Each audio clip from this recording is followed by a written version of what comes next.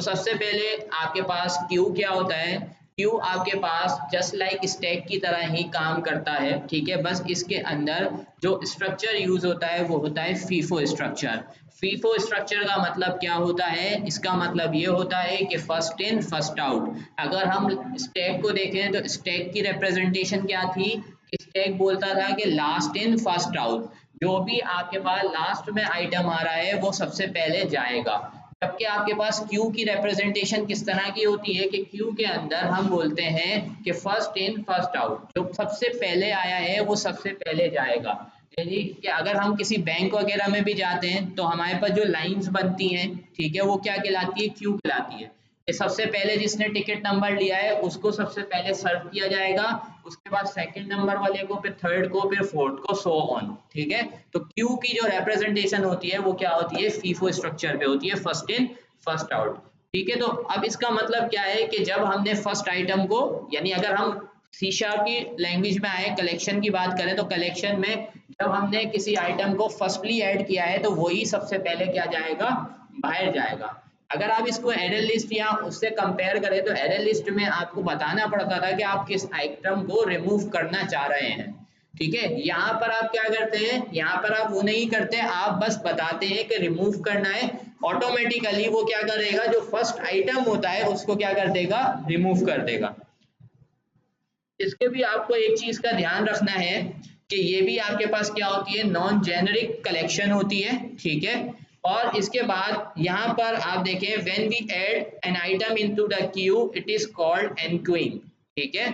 जब हम किसी आइटम को ऐड कराते हैं तो उसको हम क्या कहते हैं, एनक्यू, ठीक है। और जब हम क्या कराते हैं, किसी आइटम को कलेक्शन में से रिमूव कराते हैं तो उसको हम क्या कहते हैं, डीक्यू, ठीक है। एनक्यू का मतलब है इंसर्शन और डीक्यू का मतलब है डिलीशन या removing an item from the collection. अब आ जाते हैं कि हमारे पास यहाँ पर इसके कौन कौन से मेथड्स मिलते हैं। जैसे कि अगर हम इसको स्टैक से अगर कंपेयर करें थोड़ा सा, तो स्टैक के अंदर हमें एक मेथड मिलता था पुश और एक मिलता था पॉप, ठीक है। यहाँ पर हमें क्या मिल रहा है, एनक्यू एंड डीक्यू। जब हम एनक्यू का ऑपरेशन कर रहे हैं तो इसका मतलब ये है कि हम पुश वाला काम कर रहे हैं, इंसर्शन कर रहे हैं। और जब हम क्या कर रहे हैं, डीक्यू के ऑपरेशन को अप्लाई कर रहे हैं तो इसका मतलब ये है कि हम पॉप कर रहे हैं, हम आइटम रिमूव कर रहे हैं। लेकिन वहां पर स्ट्रक्चर का फर्क था, यहाँ पर क्या होगा, जो फर्स्टली आपके पास आया है वो फर्स्ट आइटम बन जाएगा, और जब रिमूव भी करेंगे तो वही सबसे पहले रिमूव होगा। ऐसा नहीं होगा लीफो की तरह कि जो पहले लास्ट में आया था वो पहले रिमूव हो जाएगा, जैसे कि पॉप ऑपरेशन में होता था। इसी तरीके से हमने एक और मेथड कहाँ पढ़ा था, स्टैक के अंदर पढ़ा था, पीक।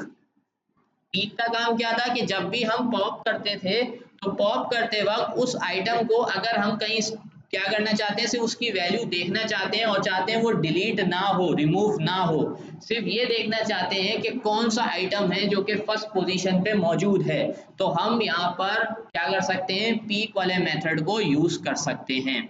अब आते हैं कि इसको हम बनाएंगे कैसे। तो जिस तरह से अभी तक हम डिफरेंट कलेक्शंस को बनाते आए हैं कि हम क्या करते हैं, यहाँ पर आके कलेक्शन का नाम लिखते हैं और उसका ऑब्जेक्ट क्रिएट करते हैं और उसके बाद कुछ वैल्यूज उसके अंदर इंसर्ट करते हैं, लाइक दिस कि मैंने कहा क्यू, यहाँ पे क्यू और उसके बाद मैंने इसका नाम दे दिया क्यू, और यहाँ पर ये हमने एक क्यू यहाँ पर बना दिया।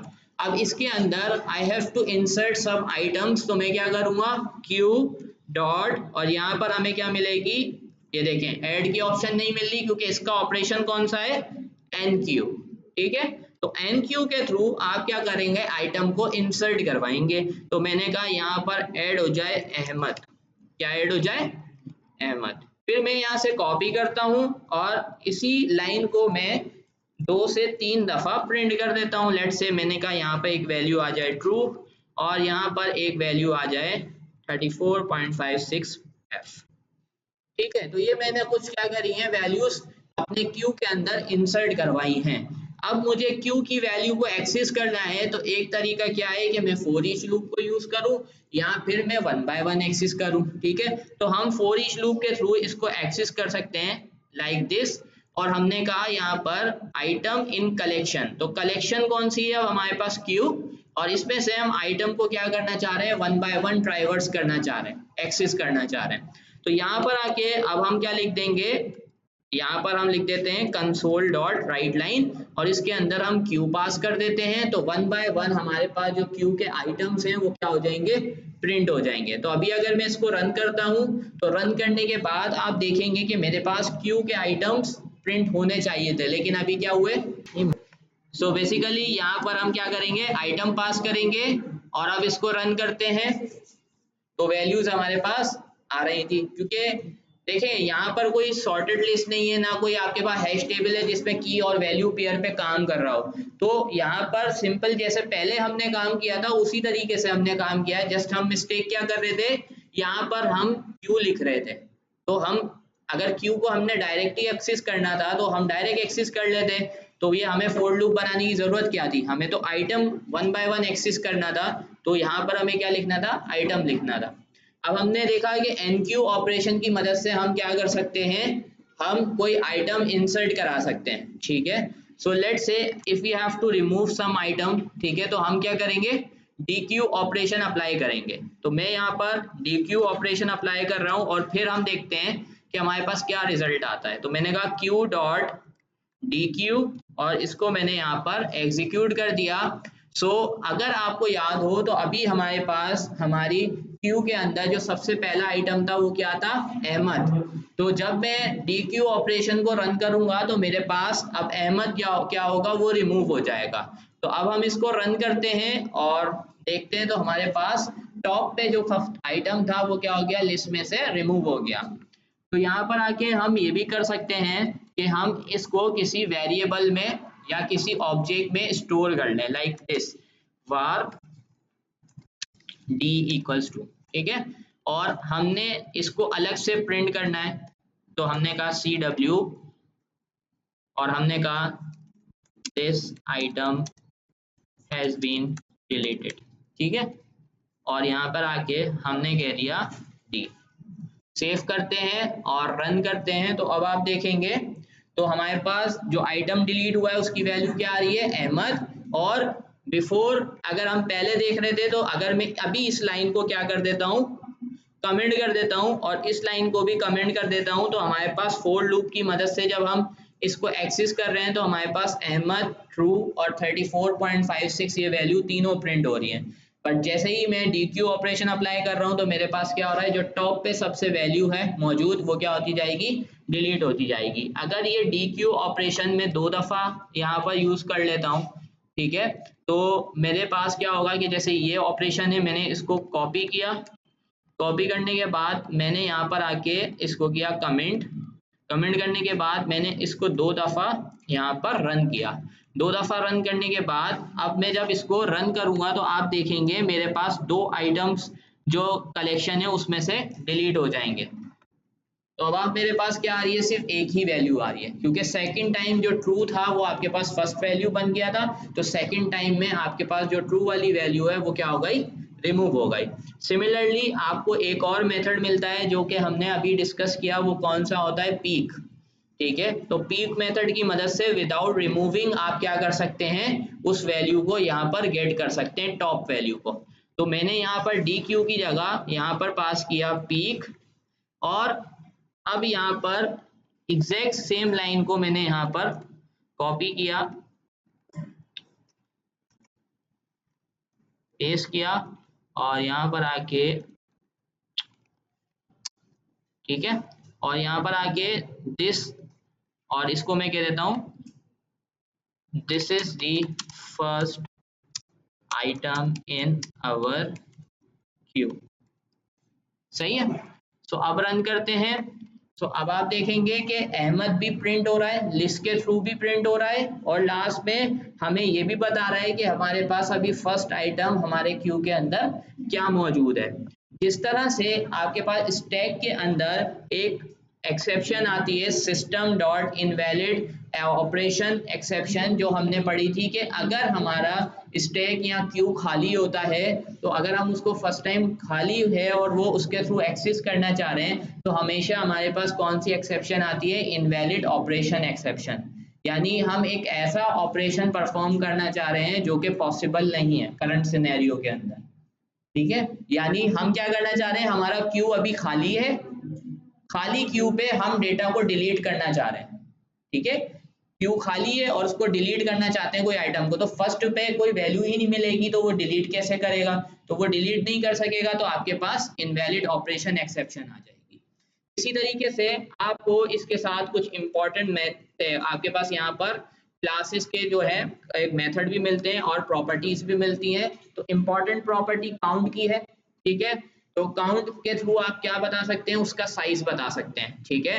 और कंटेंट्स का मेथड हमने पहले भी पढ़ा है, बाकी कलेक्शंस में भी पढ़ा है कि हम क्या करते हैं, कंटेंट्स की मदद से ये सर्च कर सकते हैं कि वो पर्टिकुलर आइटम आपके कलेक्शन के अंदर मौजूद है या नहीं है। अगर वो मौजूद है तो आपके पास ट्रू आ जाएगा, अदरवाइज आपके पास फॉल्स लिखा हुआ आ जाएगा।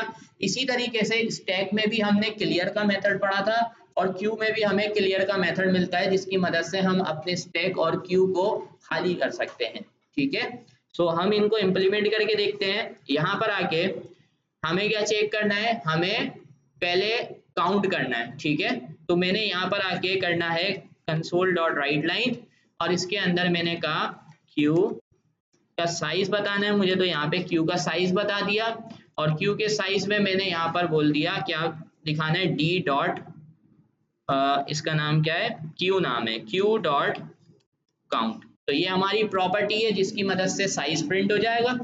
और यहाँ पर आके साइज प्रिंट होने के बाद हम क्या करना चाह रहे हैं, अगर हम क्लियर करना चाह रहे हैं, ठीक है, जैसे यहाँ पर मैं क्या कर रहा हूँ, क्लियर कर रहा हूँ, ठीक है। सो अब यहाँ पर मैं क्लियर का ऑपरेशन कर रहा हूँ, Q dot clear.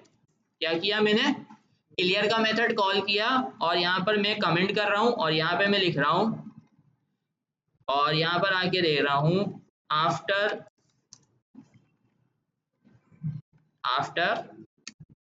Clear method size of Q, ठीक है।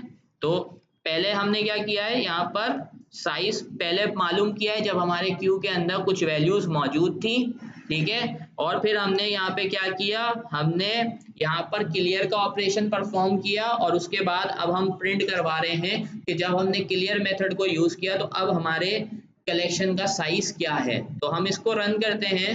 तो जैसे ही मैं रन करता हूँ आप देखें, फर्स्ट ऑफ ऑल मेरे क्यू का साइज क्या आ रहा है, 3, बट जब मैंने क्या किया, मैंने क्लियर मेथड को यूज किया तो उसके बाद अब हमारे क्यू का साइज क्या आ रहा है, 0 आ रहा है, ठीक है। सिमिलरली कंटेंट्स का मेथड भी आप यहाँ पर इंप्लीमेंट कर सकते हैं, उसकी मदद से चेक कर सकते हैं कि आपके पास वो वैल्यू मौजूद है या नहीं। लाइक दिस के मैं यहाँ पर एक बूलियन वेरिएबल बना लेता हूँ, मैंने कहा बूल और इसके अंदर मैंने कहा चेक। क्या किया, और चेक के अंदर मैंने क्या चेक करना है, मैंने कहा क्यू डॉट कॉन्टेंट्स, तो क्यू नाम था हमारा उसका, क्यू डॉट कंटेंट्स और कंटेंट्स के अंदर मैंने चेक किया कि अहमद के नाम की वैल्यू मौजूद है या नहीं। तो अगर अहमद की वैल्यू मौजूद होगी तो चेक के अंदर ट्रू आ जाएगा, अदरवाइज आपको क्या रिसीव हो जाएगा, फॉल्स हो जाएगा। तो हम यहाँ पे console.writeLine के अंदर चेक की वैल्यू प्रिंट कराते हैं और यहाँ पर हम कॉल कर लेते हैं अपना चेक का वेरिएबल। ये हमने कॉल किया, रन करते हैं और देखते हैं तो चेक में क्या मिला हमें, ट्रू, बिकॉज अहमद की वैल्यू यहाँ पर क्यू के अंदर मौजूद है। और यहाँ पर बाकी वो ऑपरेशन आपके पास एज इट इज जिस तरह से हम रन करवाते हैं अभी तक उसी तरीके से आपके पास रन हो रहे हैं। तो ये सारा आपके पास कॉन्सेप्ट था कि आप क्यू को किस तरह से इम्प्लीमेंट करते हैं, क्यू किस तरह से बनाते हैं, क्यू किस स्ट्रक्चर पे काम करता है, क्यू के कौन कौन से इंपॉर्टेंट मेथड्स हैं और कौन कौन से उसकी प्रॉपर्टीज हैं।